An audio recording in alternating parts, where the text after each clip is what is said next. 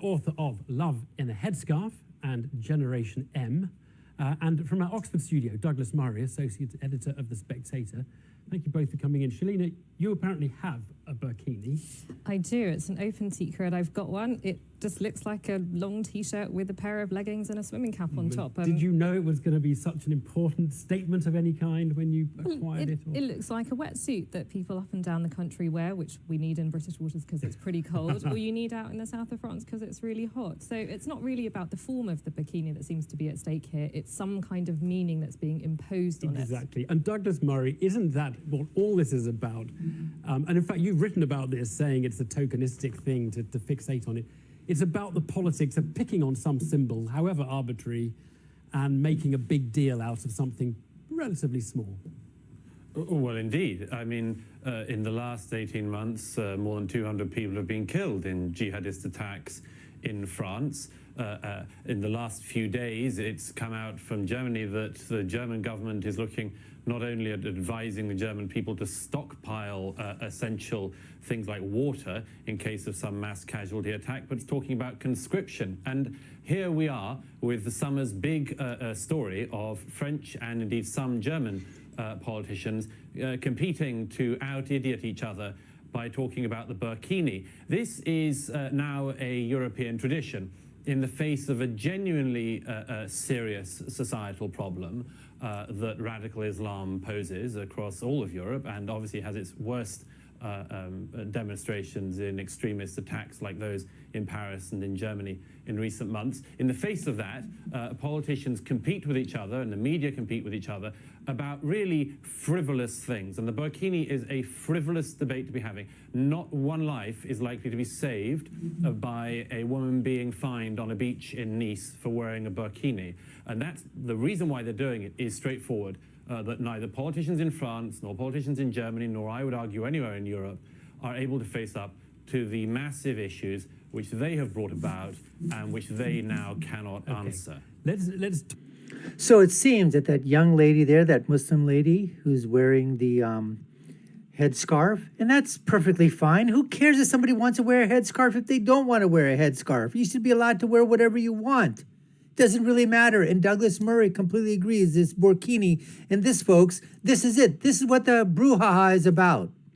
This is what they're arresting women for on the beaches in France, in Nice, and other beaches, at swimming pools, wherever that is, in Germany. This is what the government officials, they want to ban this. They want to ban this.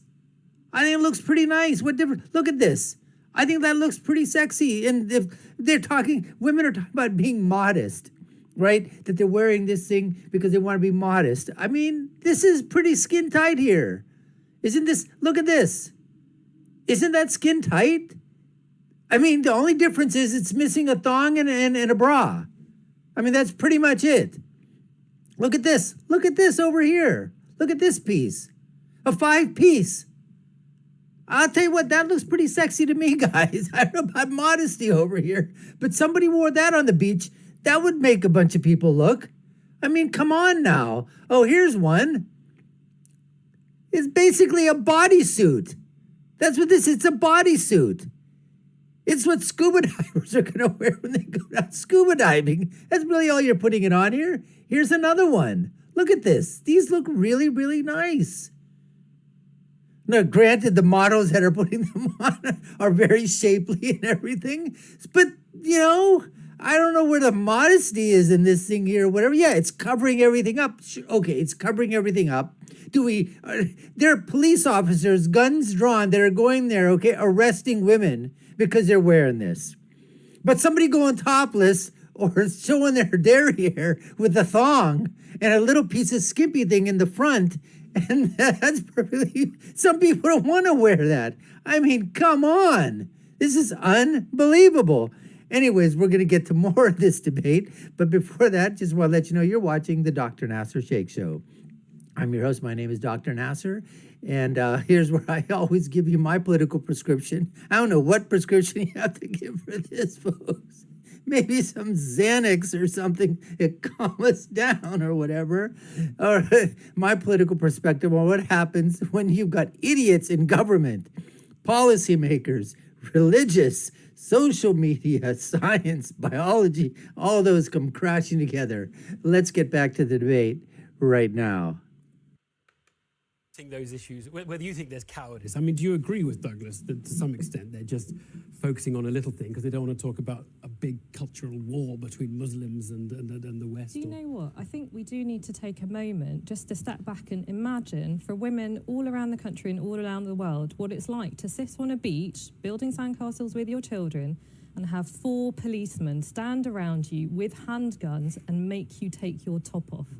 I think everybody really needs to let that sink in. That is quite serious. It's why we're discussing it, because it is. But this is not about just Muslim women. When we have a state and we have police telling women what they can and cannot wear, then we are into very dangerous territory. And I'll tell you which other... And absolutely, folks, you've got to agree with this woman. You cannot have police, you cannot have people come up to somebody and say, you know what? You need to take your top off. You need to take your bottom off. You need to take your heads. That cannot happen. And thank God that does not happen here in the United States of America. But this is not freedom of expression, folks. This is the power of the state telling people. Now, I know what other people can say. It's for the decency, right? They say, oh, but they make us wear clothes because there are some places in France where I think they allow you to go topless in the streets. So that's perfectly fine. But somebody says that I just want to cover up, and they make a big deal out of it. They're not telling everybody else to cover up. They just want to do it themselves, or they just want to wear a headscarf. I remember Polish women, did they wear like a babushka or something, like a headscarf of some kind? Most of the elderly Polish ladies? What are you going to, nuns? You're going to tell nuns to take off their headwear? I mean, this is unbelievable. I don't care what it is. I don't care if you're Muslim, Christian, Hindu, Jewish, Zoroastrianist, Taoist, Buddhist, whatever it is, atheist. It is not right for anybody, whether it's a state, government, a policy, an individual, a group, an entity, a community, whatever, to tell people what to wear or what not to wear. Organisations tell women what to and what not to wear at the barrel of a gun, and that is Daesh and the extremists.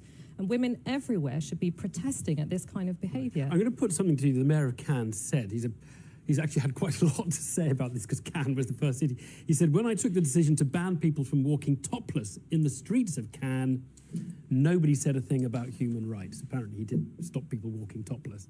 He probably didn't also say that women who wanted to go for a swim were somehow pledging allegiance to a terrorist organisation. Yeah, that was his other quote. Yeah, he said it's pledging allegiance. Look, Douglas, which is the better approach to the problem which you think exists?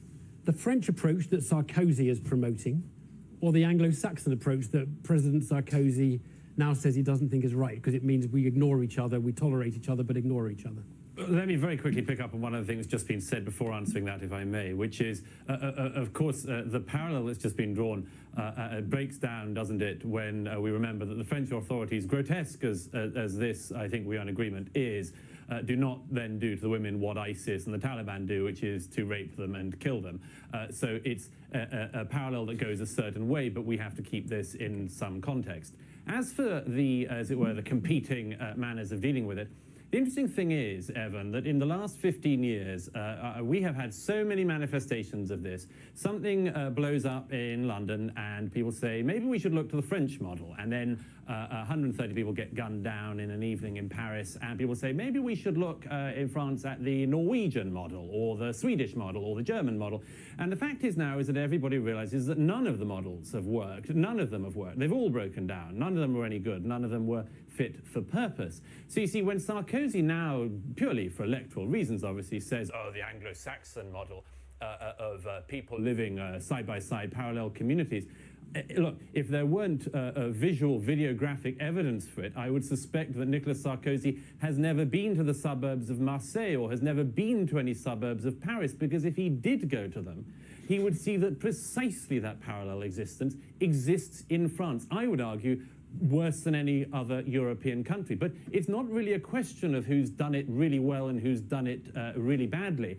Everybody has failed in the integration. Everybody has failed because immigration at the levels we've had it, and particularly at the levels that Chancellor Merkel has now pushed the continent into having Douglas? it, cannot possibly work. Douglas, the point is understood. I want Shelina to get a reply to that. Either model, the French model, the British model, or do you agree with Douglas that no model has worked, Shelina? The problem is when we try and stitch together ideas around immigration and what women should and shouldn't wear and the idea there's some kind of security and terrorism problem, then we are approaching the issue the wrong way. That's how we end up with policemen telling women to take their clothes off. What we need to think about is how do we enforce the rule of law to allow the citizens to flourish? And that has to be by allowing people to express their values and to participate in society. And if Muslim women want to do that by the way they dress, but actually being part of the public society, then we have to allow them to express that. That is the fundamental of why we live in a liberal democracy. Thank you both. I'm sure we'll get back to this topic before. Well, as Douglas Murray pointed out, the integration is the problem. Assimilation is the problem.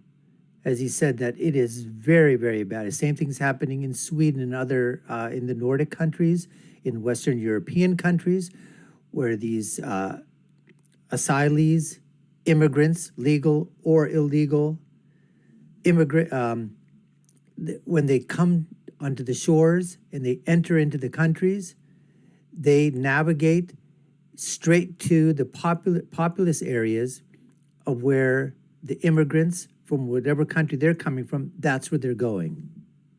And the majority of them are uneducated or very little education, very little schooling, very little skills, perhaps more in terms of maybe there's some trades. I mean, for the majority, the skill level in the labor is very low. The educational level is very low. That's just not a knock on them. It's just the reality. And when they don't assimilate, when they don't integrate, this is where the problems occur. Now, Shelina, what she's basically talking about is, I think she was more focused on the fact of women's rights. And that if women want to wear something particular, they shouldn't be forced by police or the state to take it off. They should be allowed to express themselves however they want, as long as they're not hurting anybody, as long as there's no security risk, as long as there's, nothing like that going on. Like, you know what? You want to go into a public building and they need to know whose face it is. If somebody wants to wear the covering across, that's fine. But a headscarf, the face is being shown. So what? Women should not be told, or men, or anybody, what they can and can't wear. Anyways, folks, we appreciate you taking the time to watch. You've been watching the Dr. Nasir Shaikh Show. I've been your host. My name is Dr. Nasir. If you haven't done so already and we've earned your subscription, we'd love for you to go ahead and hit that subscription button. Like, share, and follow us. You know what to do. Check out our other video links above and below. I'll leave you with my final thought, which is, when you're right, you're right, and when you're left, you're wrong. Until next time, folks, take care and stay safe.